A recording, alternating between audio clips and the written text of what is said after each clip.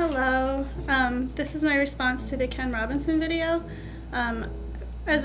In terms of what I thought of the video, I kind of want to leave that for my response to somebody else's video because a lot of that gets covered in my response to that. But for this, I want to talk about how we assess creativity because after talking to Mr. Haltmeyer, I feel like that's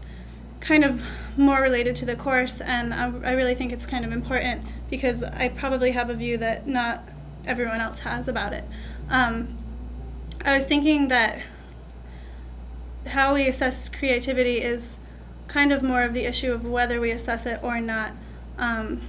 My personal opinion is that rather than assessing creativity, I think that we should use creativity as a vehicle of assessment, as a way of assessing kids, of giving them opportunities to be more creative. A good example, I think, is actually something that happened to me, and you were all at the meeting, and I think that when we were talking about the video, the YouTube video, I thought that when I asked Mr. Haltmeyer if we could change it to maybe having 2 people in the video or changing the format of the video, and he was really open to that, and I think that that's a perfect example of how creativity can be incorporated into the classroom and not necessarily be assessed as to whether it's good or bad. I think I agree with somebody else who said that when Ken Robinson said that creativity is creating original thoughts that have value, I think that that's partly the problem, is that students aren't sure whether that their thoughts have value, and I think that us telling them whether they do or not is going to hinder their creativity rather than encourage it. I think the easiest way to incorporate creativity into the classroom is being open to suggestions from the students, and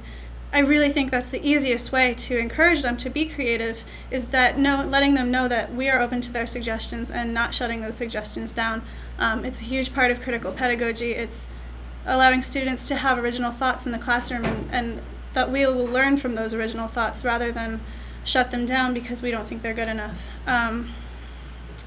It allows students also to be creative as to giving you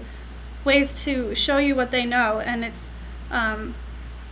maybe that the assessment that you create for them won't get the best results. Like this video, I felt really awkward talking to a computer by myself, and Mr. Haltmeyer said that it was okay if we had 2 people in the video, and I think that that got more information out of me and to him, and I think that it wouldn't have been as effective if it was just me in the video. And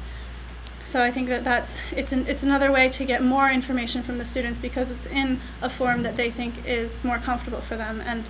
just having them create these original thoughts of how they can get this information across to you is a perfect example of that. So rather than assessing whether, like in the Brophy text, all of these creativity tests, and they have these rubrics on how well the thoughts are planned out or how much they relate to what's going on, I think that could be detrimental to students, because telling them that they have the freedom to think, but in certain boundaries, is the total opposite, I think, of what we're trying to accomplish, which is having students know that mistakes are okay and that failures are okay because those lead to greater accomplishments. So that's how I feel about that.